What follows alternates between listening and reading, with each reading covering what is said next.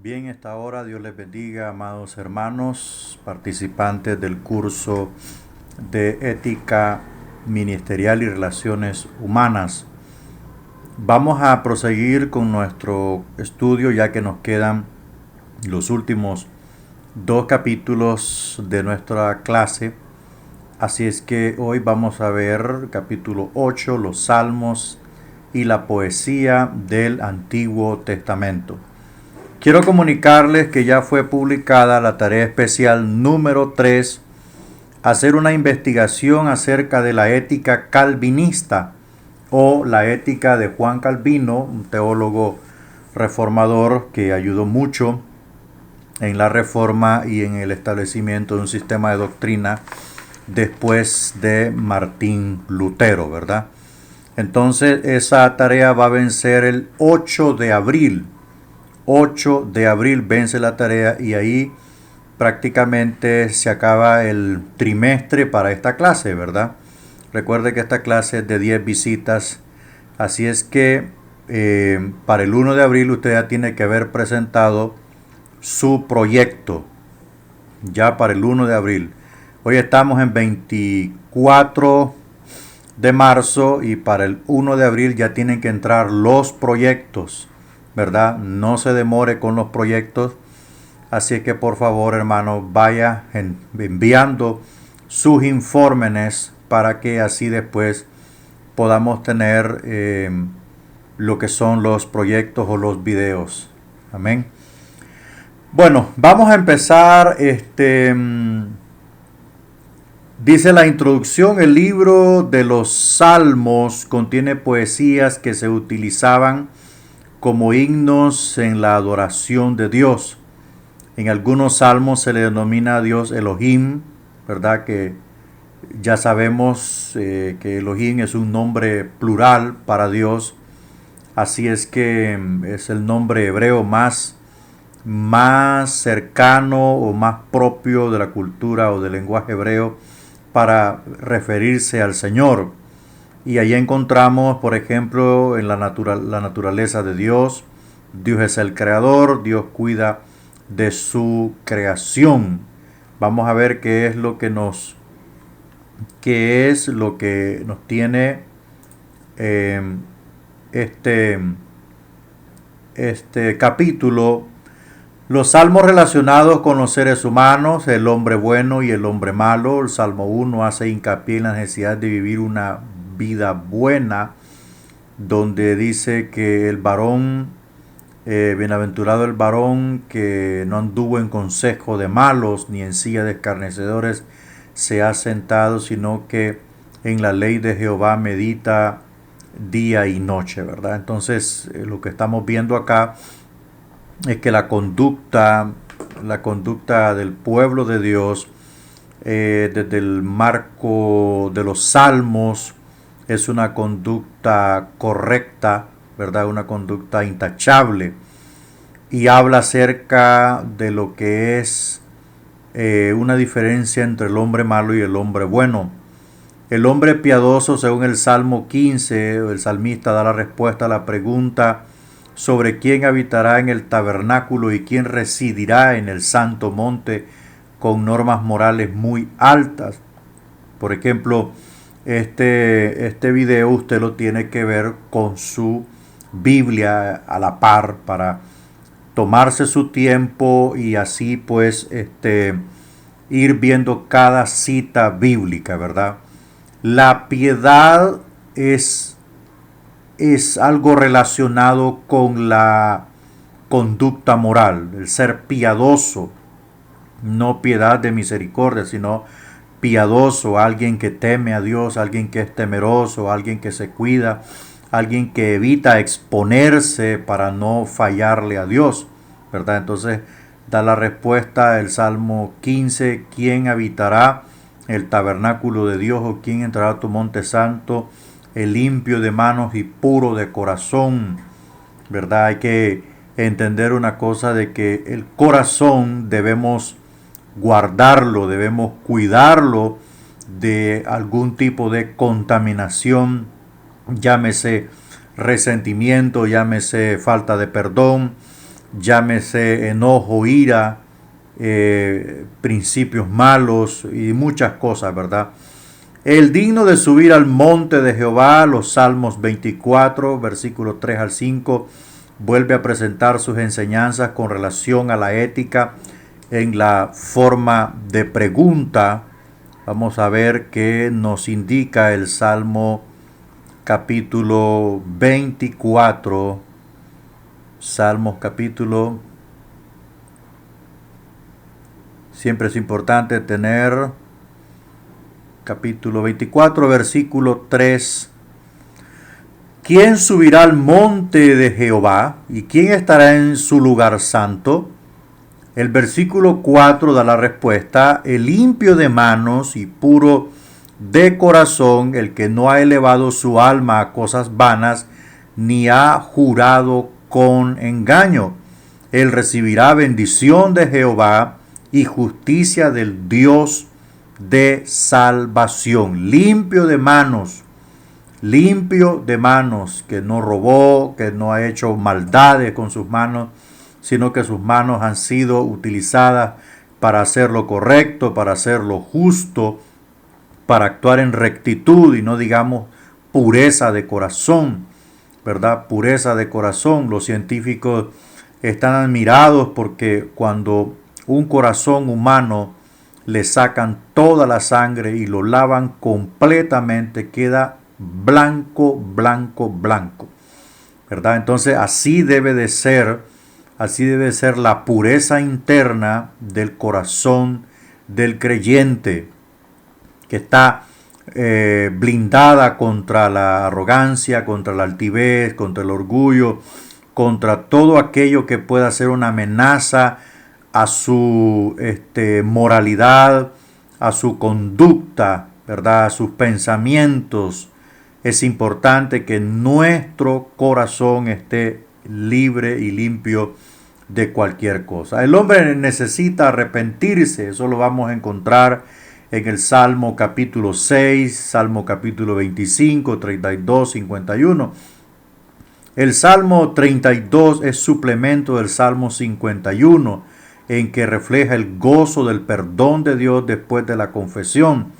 Hay muchas personas que quieren el perdón de Dios, pero no quieren confesar, no quieren rendirle cuentas al Señor solamente porque alguien ore por ellos y ya fue perdonado. Eso no es así.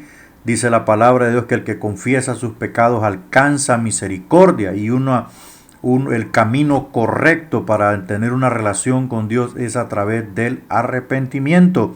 Y una vez que la persona se ha arrepentido, esta persona puede iniciar una relación con Dios, y Dios también puede entablar un trato con él. Los salmos de venganza se encuentran en el 59, 69, 83, 109 en adelante. Estos salmos han presentado problemas morales para la humanidad. Entonces allí es donde el Señor pues demuestra que de Él es la venganza únicamente. ¿Cómo podemos explicar esta situación de la venganza? Uno, el pueblo de Israel estaba buscando maneras de equilibrar las injusticias que existían para ellos en el mundo contemporáneo. Como le vuelvo y le repito, el único que puede hacer venganza justa es Dios. Nosotros no tenemos la facultad ni la capacidad de vengar las acciones negativas que son contra nosotros. La Biblia dice por boca del Señor: mía es la venganza, yo pagaré a cada uno según sea su obra. Por lo tanto, en estos salmos encontramos que no es de Israel la venganza, sino que es del Señor. Por lo tanto, debemos confiar plenamente en el Señor. Principio número 2, vivían en una época de ojo por ojo, diente por diente. Era una época oscura donde el concepto del perdón todavía no había tomado mucha fuerza. O sea, eran tiempos casi, eran tiempos triviales, ¿verdad? Eran tiempos donde la gente pensaba más en derramar sangre, y ahí se cobraba la venganza, ahí se hacía justicia, pero aunque existía la ley del talión, ojo por ojo, diente por diente, Dios ponía límites, ¿verdad?, al concepto del talión. Dios ponía límites porque más allá de los límites de la justicia humana o de lo que podía proveer la ley para ajusticiar algunas cosas pequeñas, existía la perfecta justicia de Dios tomando venganza a favor de su pueblo. Entonces, eso es lo que nosotros podemos contemplar. El número 3, les faltaba el evangelio de las buenas nuevas y el ejemplo de perdón que Cristo mostró ante sus acusadores en la crucifixión. En aquel tiempo Dios decía, no dejarás a ninguno vivo. Era un tiempo que Dios sabía lo que estaba haciendo, ¿verdad? O sea, ¿por qué en aquel tiempo el Señor dijo, bueno, vas a matar a todos? Le dijo Josué, ¿verdad? No dejarás nada. Y ahora ya no se puede. Bueno, pues porque los tiempos han cambiado. Esta es otra dispensación y esta ética que debemos vivir es totalmente superior y de un orden más elevado que la ética del Antiguo Testamento que podemos encontrar no solo en el Pentateuco, sino que en los Salmos y en los profetas. Entonces Jesús lo demuestra, amén, cuando en la cruz Él perdona a sus agresores. Conclusión, los salmos elogian la alabanza a Dios y su presencia en medio nuestro. Cada amanecer podemos darle gracias a Dios porque Él está entre nosotros. Vamos a ver la ética de la poesía del Antiguo Testamento. Hay mucha poesía en el Antiguo Testamento, dice Clay T. Francisco, que la literatura hebrea más antigua fue la poesía. Aún el Pentateuco, los libros históricos y la profecía contienen poemas, ¿verdad? Por ejemplo, encontramos a Job. ¿Para qué servir a Dios? Job tiene una serie de experiencias trágicas, tales como la muerte de sus seres queridos, la pérdida de empleo, accidentes que dejan a uno lisiado y otros problemas distintos. A veces nosotros sufrimos tantas tribulaciones, tantas pruebas, tantos acontecimientos que nos causan dolor y nos hacemos la pregunta, ¿para qué servir a Dios? ¿Cuál es la ganancia? ¿Qué es lo que yo saco de todo esto? O si no, ¿por qué me pasa todo esto? Entonces, cuando leemos el libro de Job, nos damos cuenta que Job superó un orden más allá, fuera de la capacidad humana de él, y quien estuvo allí para superar eso fue Dios al lado de Job. Tenemos que entender que nosotros seremos probados, que tendremos dificultades, que tendremos circunstancias negativas, pero todo es parte del servicio a Dios. Cristo vino a servir a su Padre, vino a cumplir la perfecta voluntad, vino a iniciar un nuevo orden en la creación humana, ¿verdad? En el género humano, una nueva humanidad con la facultad de poder retomar lo que perdió en el huerto del Edén, gracias a la victoria de Cristo Jesús ante Satanás, ante el mundo, ante el pecado y ante la muerte. Entonces, Él sufrió toda esa contradicción de pecadores, no fue bien recibido por los suyos, sino que fue rechazado, fue humillado, fue expulsado. Entonces, todo eso que él recibió y que aconteció en su vida, en su servicio a Dios, también nosotros vamos a padecer. Él mismo dijo que si con el árbol verde hacían todas esas cosas, cuánto más con el seco. Entonces, dando a entender que nosotros también padeceríamos mucha contradicción dentro de nuestro servicio a Dios. El modelo moral del capítulo 31 de Job nos deja: 1. Vivir sin lujuria. 2. Decir la verdad. 3. Job ha mostrado una actitud benévola hacia los esclavos. Número 4. Job declara que ha estado libre de codicia. Número 5, Job declara que no ha participado en idolatría. Oiga bien, o sea, todas estas cosas buenas que Job había hecho, pero sin embargo fue probado. Número 6, Job insiste en que no ha tenido espíritu de venganza. Estas cualidades que menciona Job tienen relación con los 10 mandamientos, pero van más allá que la ley de Moisés. Sin embargo, Job llega a reconocer que sí había pecado. Su pecado era su orgullo. Tuvo que confesarlo y callarse delante de Dios. Ahí está en el capítulo 44 al 5. Entonces, Dios lo que quiere es perfeccionarnos a través de las circunstancias, de las dificultades, porque Job no se había dado cuenta que tenía orgullo. Entonces dice aquí Job capítulo 40, versículo 4, he aquí que yo soy vil, ¿qué te responderé? Mi mano pongo sobre mi boca, una vez hablé, mas no responderé, aún 2 veces, mas no volveré a hablar. Entonces respondió Jehová a Job desde el torbellino y dijo, cíñete ahora como varón tus lomos, yo te preguntaré y tú me responderás. Entonces, el orgullo de Job fue quebrantado. Job era perfecto en otras muchas cosas, pero esa pequeña escaramuza en la vida de Job no lo permitía ser perfecto. Recuerde que las dificultades, las tribulaciones nos ayudan a perfeccionar nuestra vida, nuestra conducta.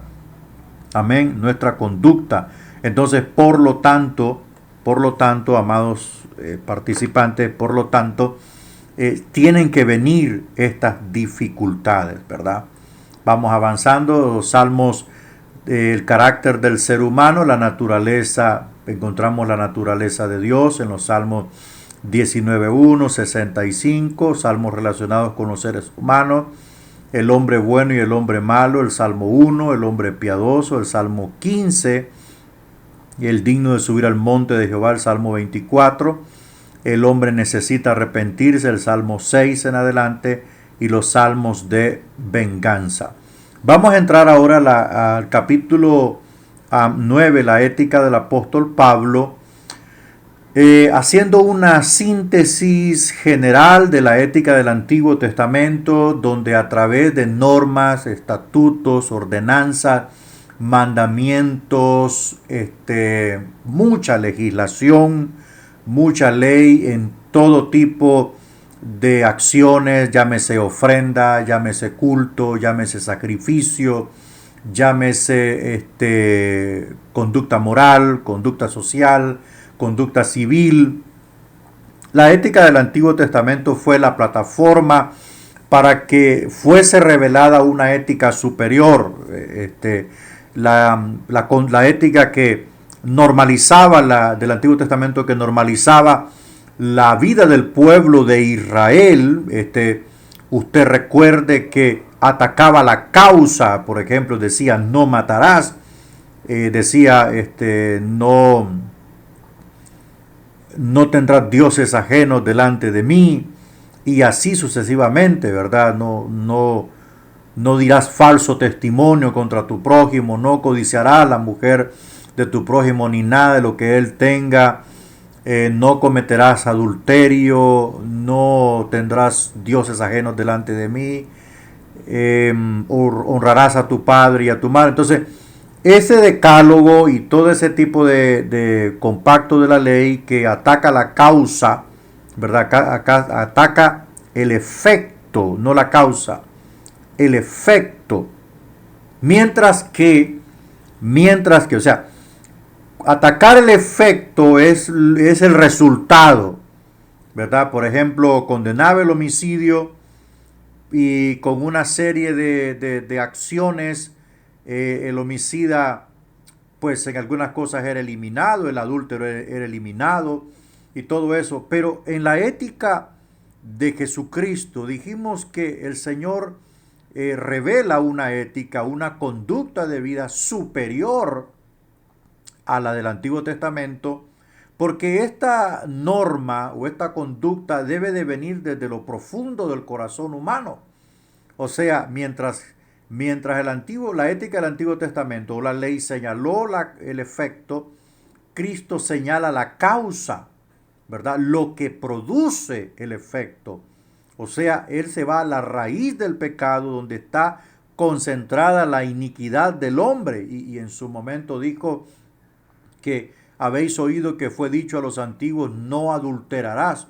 Pero yo os digo, oiga bien, yo os digo que cualquiera que mira a una mujer para codiciarla ya adulteró con ella en el corazón. Entonces, por lo tanto, la ética de Jesucristo es mayor a la ética del Antiguo Testamento, por ende la ley. Ahora vamos a ver la ética de Pablo. Las enseñanzas éticas de Pablo enfocan los deberes personales del cristiano en la moral que florecerán de una experiencia personal con Cristo, y también enseñanzas para ayudar al cristiano en todas las relaciones, inclusive el matrimonio, el hogar, los negocios, etcétera, etcétera. Entonces, vamos a ver, el número 1, las características de la ética paulina. Pablo es el gran heraldo de Cristo y el más grande testigo del Evangelio de gracia.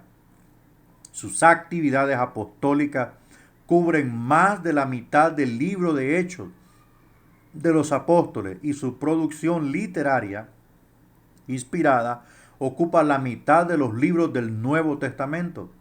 Él es el gran teólogo de los dos conceptos básicos que integran el Evangelio: la justificación por la fe y la unidad de todos los creyentes en el cuerpo de Cristo, que es la iglesia.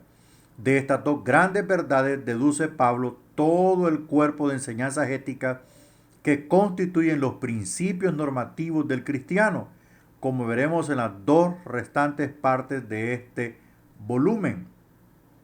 Entonces, veremos nosotros que no era intención de Pablo, como tampoco lo había sido la de Cristo, exponer un sistema ético, sino que aplicaba los principios éticos del Evangelio a problemas y situaciones concretas. Vemos ahí, por ejemplo, 1 Corintios 5, cuando aquel joven o aquel varón, nos dimos cuenta en las cartas paulinas que este varón era un hombre prominente en la iglesia, pero vivía con la mujer de su papá. Entonces estos casos fueron abordados con los principios éticos del Nuevo Testamento. Entonces, las normas y conducta del creyente, porque a Dios le interesan dos cosas. Número 1, que se crea en su palabra, y número 2, que se practique su palabra. Ese es el mismo punto de vista que pudo tomar en cuenta Santiago al enseñarnos que debemos llevar a la vida diaria los principios éticos del Evangelio, ¿verdad? Y el escritor Santiago nos regala un capítulo entero acerca de la lengua. También nos dice que la amistad con el mundo es enemistad contra Dios. Eso redunda en adulterio espiritual, porque desde el marco de la teología de Santiago, la iglesia es la esposa del Cordero y por lo tanto no puede estar con uno y con otro. Entonces, si se vuelve amiga del mundo, entonces por lo tanto está violentando el honroso matrimonio espiritual. Entonces, estas normas del Evangelio nos ayudan a nosotros a poner en práctica la vida que Dios quiere. Él nos da su espíritu, Él nos libera del pecado, nos libera de la maldición del infierno, Él nos libera del poder de Satanás, nos deja libres, nos da su Espíritu Santo, pero quiere que su palabra se viva. ¿Ok? Quiere que vivamos la palabra, y eso por lo tanto nos da un estilo de vida muy depurado, ¿verdad? Muy depurado. Entonces es importante que nosotros tomemos en cuenta. Veamos las bases teológicas de la ética paulina. lo dice L.H. Marshall. Antes, Pablo había supuesto que debía ser bueno para gozar de la comunión con Dios. Después descubrió que solo por la comunión con Dios podía llegar a ser bueno. Toda su enseñanza ética surgió directamente de esta experiencia de renovación moral y espiritual. Su conversión, por eso estaba convencido de que los que viven según la carne no pueden agradar a Dios. O sea, es imposible que toda aquella persona que viva de acuerdo a las normas de la carne, a los deseos de la carne, no puede agradar a Dios. ¿Por qué? Porque los deseos pecaminosos violentan los principios de santidad. Entonces esto debe de ser fundamental para nosotros. Esto no es negociable. No es negociable. Dios puede negociar contigo de que te falte algún tipo de conocimiento, seas escaso de letras y todo ello, pero lo que es conducta moral, una santidad, no la va a negociar. Así está establecido y así es. No podemos moverlo. No podemos mover lo que está establecido. Dios lo establece para que sobre esa base, sobre ese fundamento se edifique el cuerpo de Cristo. No podemos negociar la santidad. No podemos imponer nuestros criterios carnales, nuestros impulsos carnales. No los podemos acobijar bajo el manto del cristianismo. No podemos esconder el pecado en la iglesia. No vamos a la iglesia a esconder el pecado. Vamos a la iglesia a ser limpiados, a ser perdonados, a ser restaurados por el poder del Espíritu de Dios, por la santa palabra de Dios que tiene poder. Entonces, por eso es que el estilo de vida del cristiano debe de ser de acuerdo a la palabra de Dios. La gente que quiere ocultar su pecado y quiere aferrarse a él y servir a Dios, no está dentro de la voluntad de Dios. Veamos los principales puntos doctrinales que sirven de base a la ética de Pablo. Son los siguientes. El número 1, el reino de Dios. De las 12 veces que menciona Pablo el reino de Dios, solo 4 se refieren al reino como presente. De las referencias escatológicas al reino, 4 tienen un sentido ético. La escasez del término en Pablo en comparación con su abundancia en la enseñanza de Cristo es más una diferencia de terminología que de contenido. Las constantes referencias al Espíritu de Dios que mora en el creyente al estar en Cristo, la palabra favorita de Pablo, en Cristo, a la nueva criatura en él, demuestran que la idea del reino de Dios en el creyente es tan básica para el apóstol como para el maestro.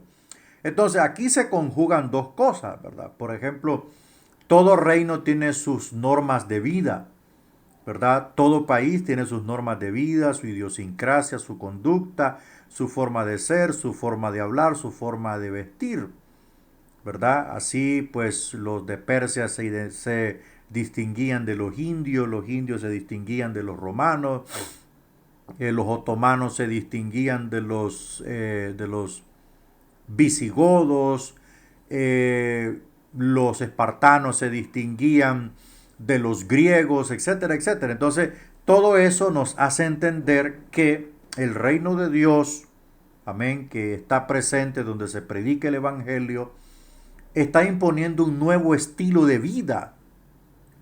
Un nuevo estilo de vida, un estilo de vida aparte de la contaminación del mundo, un estilo de vida en un orden superior al que viven los mundanos, los impíos, los que no conocen a Dios, los que están en tinieblas.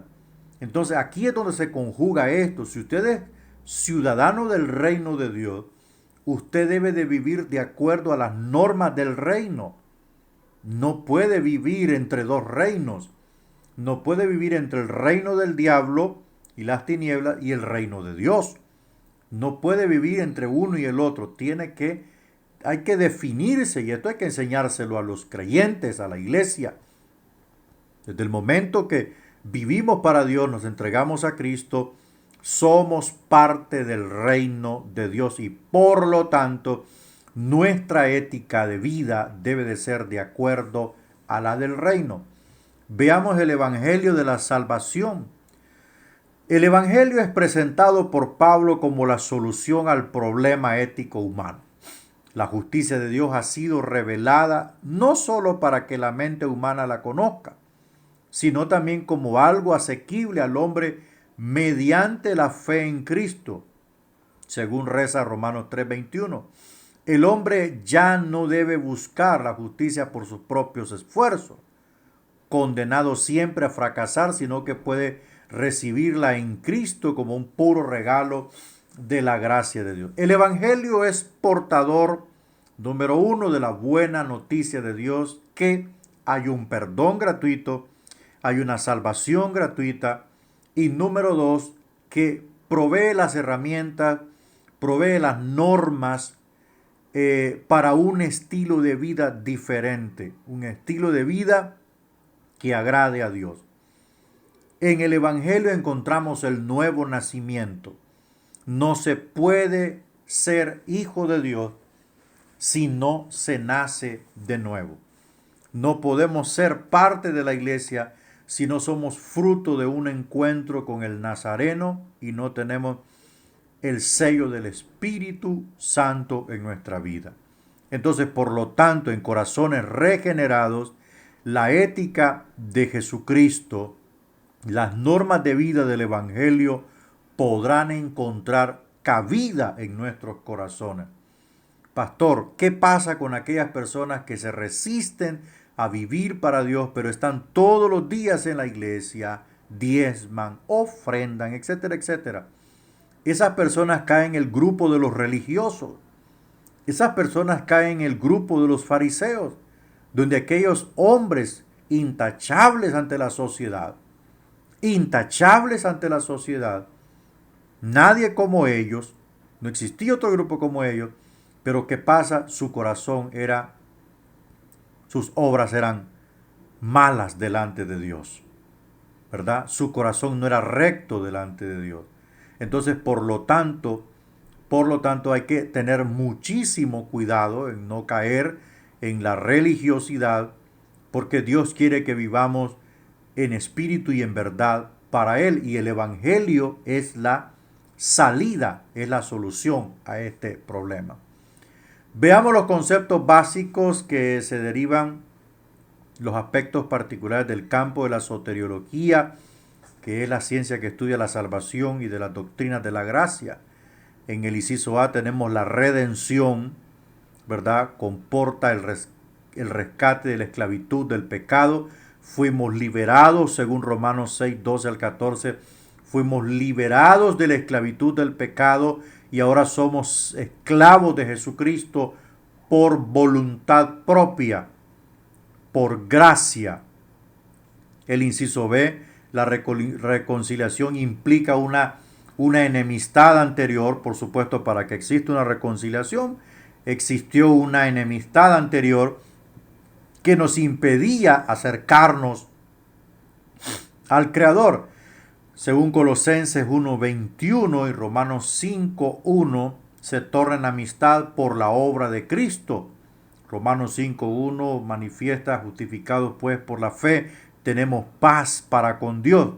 Eso de que tenemos paz significa que ya estamos en paz gracias a la muerte de Jesucristo. Y en Colosenses 1:21 creo que dice: y Él nos reconcilió con su Padre, ¿verdad? O sea, derribó la enemistad que existía entre el Padre, el hombre y Dios, para podernos, en su cuerpo mortal, para podernos acercar al Señor. El inciso C, la justificación exige que el hombre es declarado legalmente sin delito, ¿verdad? Es legalmente declarado sin delito. En la muerte de Cristo, no hay delito que el hombre deba. ¿Por qué? Porque Él pagó el precio de todos los que habían ofendido a Dios. Por tanto, el que se apropia de esos méritos y de ese sacrificio en la cruz sus pecados les son perdonados. Entonces, todas estas son las beneficios que encontramos en el Evangelio. El inciso de la adopción como hijos, dice Romanos 8:15 y Gálatas 3:26, requiere la afinidad moral, el aire de familia. Por eso Pablo, como para Cristo, el ser hijo de Dios implica una vida de justicia conforme al Espíritu de Dios. Inciso E, la santificación significa, como dice Marshall, que ya el cristiano es un hombre dedicado a Dios, ¿verdad? Eso significa la palabra agios, un hombre dedicado a Dios. En la santificación ya no es un pecador, ya no es un impío, ya no es una persona que ofende a Dios con sus actos, sino que ahora está renovado en el Señor y está viviendo una vida de santidad. Pablo enseña que Dios da la voluntad y el poder necesario para cumplir este punto. El inciso C, la fe, el concepto paulino de fe, como en todo el Nuevo Testamento, expresa una actitud que abarca la personalidad. Sin fe es imposible agradar a Dios. La fe es la puerta por donde nosotros entramos y nos acercamos a Dios. Sin fe es imposible agradarlo, sin fe es imposible acercarse, sin fe es imposible servirle. Es imposible tener una conexión con Dios si no existe la fe. Número 4, las normas de la ética paulina. En el inciso A encontramos la ley. Aunque la ley no puede ser un medio de salvación, el espíritu de la ley compendiado en el amor es una norma para la conducta del creyente. O sea, el amor es un distintivo, es un fruto de la salvación. Un creyente debe amar a su prójimo, debe amar lo justo, no se goza en la maldad, no se deleita en la maldad, sino que se goza en lo justo, en lo agradable, en lo sano. El inciso B, el ejemplo de Cristo. Pablo pone a Cristo como ejemplo de vida cristiana en muchas ocasiones y se pone a sí mismo como imitador de Cristo, ¿verdad? Exhorta además a imitar a Cristo en ciertos aspectos concretos. El ejemplo de Dios mismo lo presenta Pablo en Efesios 4:32, como lo presentó Jesús en Mateo capítulo 5, versículo 4. Inciso siguiente, la conciencia instruida sirve también de norma de conducta. Seguimos avanzando. Número 5, lo natural, lo carnal y espiritual. Pablo distingue entre el hombre natural, el carnal y el espiritual. Veamos qué dice quién es el hombre natural. Vamos a ver el libro de Primera de Corintios, capítulo 2, verso 14. Pero el hombre natural no percibe las cosas que son del espíritu, porque para él son locura y no las puede entender, porque han de discernirse espiritualmente.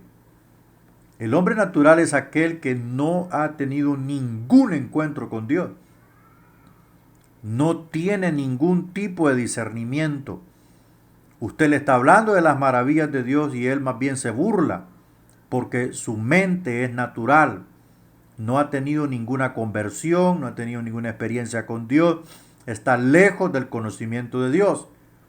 Por tanto, no puede discernir esas cosas. Y hay cosas, muchas veces los creyentes fallan y pecan y van y le cuentan a sus amigos impíos, ¿verdad?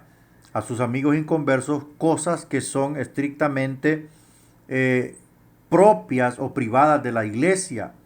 Por ejemplo, una esposa le va a contar los problemas que tiene en la iglesia a su esposo que es impío. Es un errorazo. Porque como dice Pablo, el hombre natural no discierne estas cosas. Al contrario de discernir, lo que está haciendo es apartarlo de Dios. Y eso no debe de suceder. Amén, no debe suceder. ¿Quién es el hombre carnal? Vamos al capítulo al capítulo 3, versículo 1. De manera que yo, hermanos, no puedo hablarlos como a espirituales, sino como a carnales, como a niños en Cristo. Como a niños, eso es un hombre carnal, alguien que no ha madurado, alguien que todavía se deja manipular por los deseos de la carne, alguien que está verde. Ese es un hombre carnal, alguien que tiene impulsos carnales. Amén, que tiene impulsos carnales, dice el apóstol Pablo en el verso 3, porque aún sois carnales, pues habiendo entre vosotros celos. Celos, hay hermanas que son tan celosas, pelean el púlpito, pelean los privilegios, pelean los cargos, pelean los ministerios. ¿Por qué le dio a esta? ¿Por qué le dio a este? Eso es ser una persona carnal, celoso. Hay contiendas. Hay hermanos que son contenciosos. Por todo pelean, por todo discuten. Hay disensiones o divisiones. Esto termina en enemistades. No sois carnales y andáis como hombres, dice Pablo.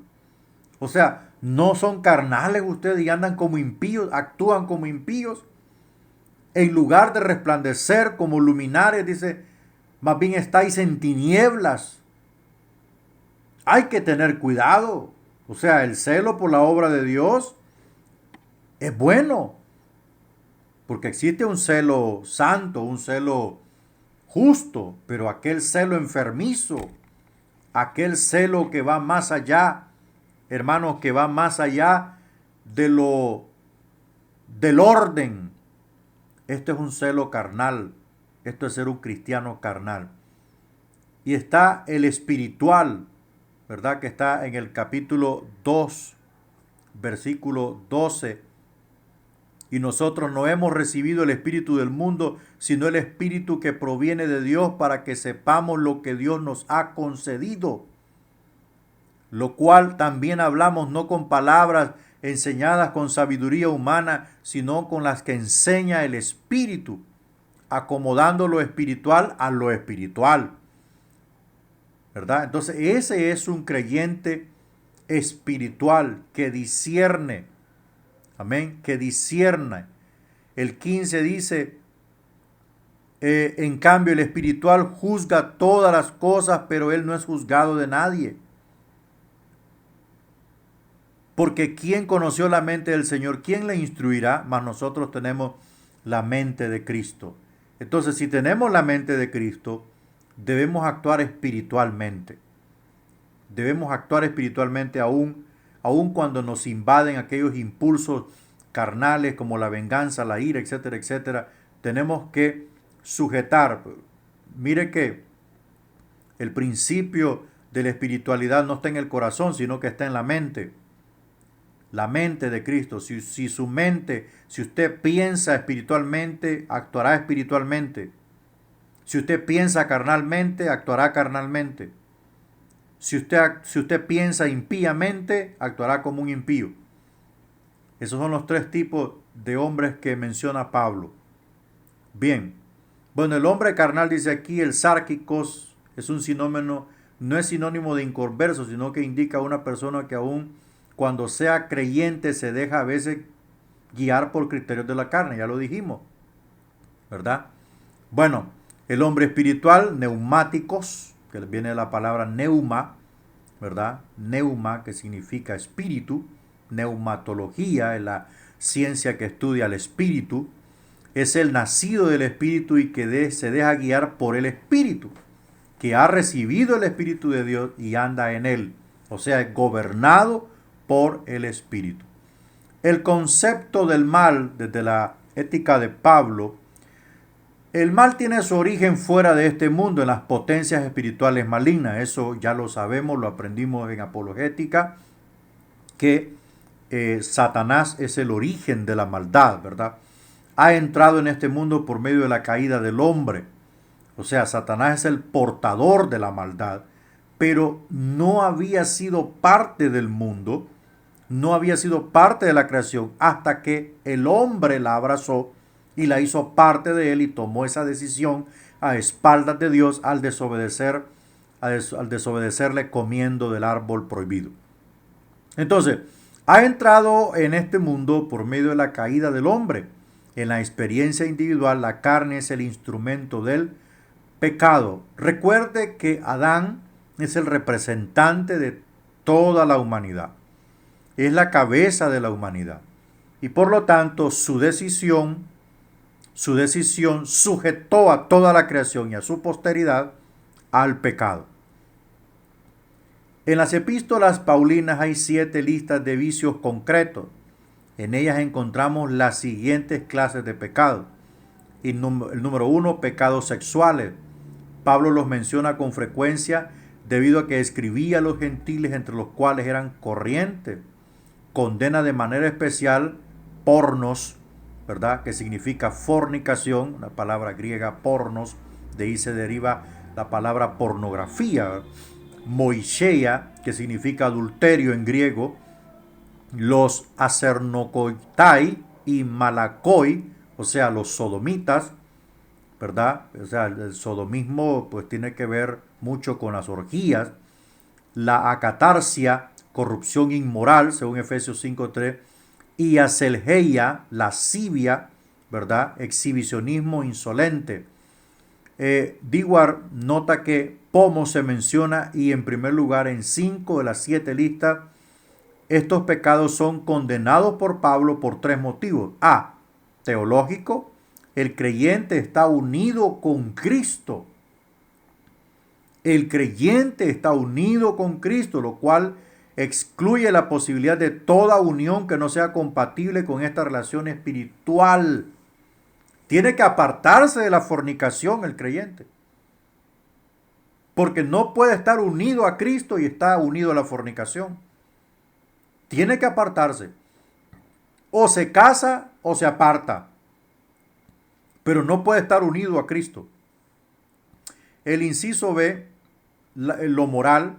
El matrimonio es una unión establecida por Dios, lo cual previene contra la inmoralidad. ¿Verdad? Lo cual previene contra la inmoralidad. Los pecados de la lengua. Pablo condena la aistrología, palabras indecentes. Aistrología, palabras indecentes. La eutrapelia, en su sentido peyoritativo, de truanerías, que pueden englobar lo que hoy diríamos chistes verdes, bromas pesadas, chistes de doble sentido. La morología, ¿verdad? Son las necedades. Los pecados de la lengua no solamente es el chisme, no solamente es la difamación, es todo aquello que la lengua produce y que no proviene de la fe, es pecado. El siguiente, el egoísmo. Pablo condena el egoísmo en sus diversas manifestaciones. Desprecio a los derechos de los demás, soberbia, divisiones o contenciones de raíz egoísta, deseo egoísta, codicia, concupiscencia de los ojos. Entonces, esto es condenado en la ética de Pablo. Eso era muy común entre los gentiles. Pecados antisociales, ¿verdad? Por ejemplo, ira. Ira es un pecado que aparece en 4 de las listas de los vicios. Por ejemplo, la lista de 2 de Corintios 12:20 contiene otros pecados afines. Eris, contienda, celos. En otros lugares Pablo condena las extrai, enemistades, ¿verdad? Según Gálatas 5:19. Filoneikia, afición a las disputas. Wow. Envidia, etcétera, etcétera. Estos son pecados antisociales que lo que generan es división, es enemistad, es resentimiento, es dolor, la envidia, la ira. Todas esas cosas destruyen el cuerpo de Cristo. El concepto del bien, las virtudes llamadas teologales, la fe, la esperanza y el amor aparecen juntas. no solo en 1 Corintios 13, sino también en Gálatas 5 al 6, etcétera, etcétera. El amor, igual que la fe, tienen un doble aspecto teológico. Perdón, tienen un doble aspecto, está el teológico y el ético. Es a la vez un atributo de Dios y la raíz o forma de toda virtud en el cristianismo. Por ejemplo, la fe y el amor. La fe y el amor. La fe es un aspecto teológico porque a través de la fe alcanzamos el perdón de los pecados, la salvación, alcanzamos la comunión con Cristo, alcanzamos la llenura del Espíritu Santo, alcanzamos los dones del Espíritu Santo, ¿verdad? Entonces, el amor también tiene que ver mucho con la ética. ¿Por qué? Porque no hay cosa más linda que amar sinceramente. Porque es degradante, es vergonzoso, es deprimente conocer a alguien que ame falsamente, ¿verdad? Es mejor ser conocido por pobre pero sincero, que amas de verdad, pero no por religioso e hipócrita, que no amas de verdad. Entonces estos son los principios éticos del apóstol San Pablo. Bueno, aquí terminamos el curso de la ética cristiana. Aquí terminamos el curso, hasta aquí llegamos. Hemos concluido nuestro abordaje, hemos concluido todo el sílabo, ¿verdad? Desde panorama de la ética, sistemas éticos, bases teológicas de la ética, fuentes de autoridad de la ética de Cristo, la ética personal, la ética de la familia, la ética de los salmos y la poesía del Antiguo Testamento y por último la ética de Pablo. Aquí concluimos nuestro sílabo, ¿verdad? O nuestro prontuario, así es que por lo tanto recuerde 8 de abril usted va a exponer su proyecto. Haga una buena exposición, Ya el 1 de abril yo quiero que vayan llegando ya todos esos informes. No se me vaya a demorar, porque a tiempo se los pedí, por favor. No se me vaya a demorar. Yo quiero salir pronto de este semestre para entrar a cuarto año.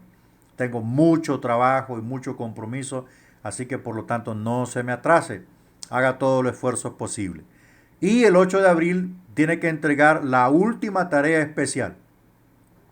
Los que no me han cumplido tareas especiales, repórtense, tienen hasta el 8 de abril para entregar las otras tareas, ¿verdad? Tienen hasta el 8 de abril.